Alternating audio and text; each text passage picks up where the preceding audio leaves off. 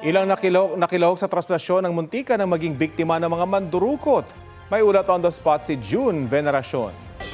June?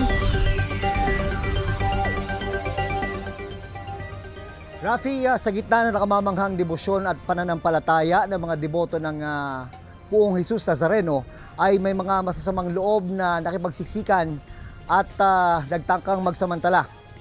Alas 4 pa lang ng madaling araw habang patawid ang andas ng Puong Jesus Nazareno sa intersection ng Rojas Boulevard at Padre Burgos Street ay nagkatensyon na agad nang magtangka ang ilang kabataan na makalapit sa prosesyon.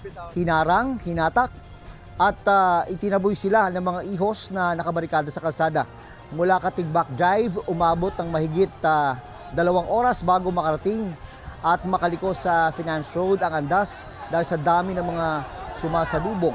Pahirapan ang paghatak sa lubid ng andas dahil sa dami ng mga gustong makihatak.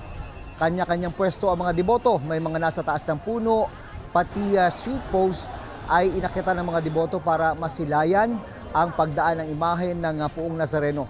Sa gitna naman ng siksikan, Rafi, may mga nadaganan, kabilang sa kanila si Angel na naipit ng mga kapwa deboto. Kala daw niya ay yun na ang kanyang katapusan. Pero gaya ng iba pang deboto, uulitin pa rin daw ni Angel sa susunod na taon na ang sumampa sa andas dahil yun ang kanyang panata. Nakakalungkot, Rafi, may mga nagsamantala sa pagkakataon. May mga nadukutan ng cellphone pero mabuti na lang ay nabitawan ng mga mandurukot. Pati ang aming cameraman na si Jojo Quibral ay muntik ng mabiktima. Maswerte at nalaglag daw ng mandurukot ang mga cellphone niya. Pagkadaan ng posisyon sa Finance Road, kasunod na ang mga taga-kolekta ng basura. Gayun din ang may mga dalang power spray para linisin ang kalat at panghina iniwan sa gilid ng kalsada.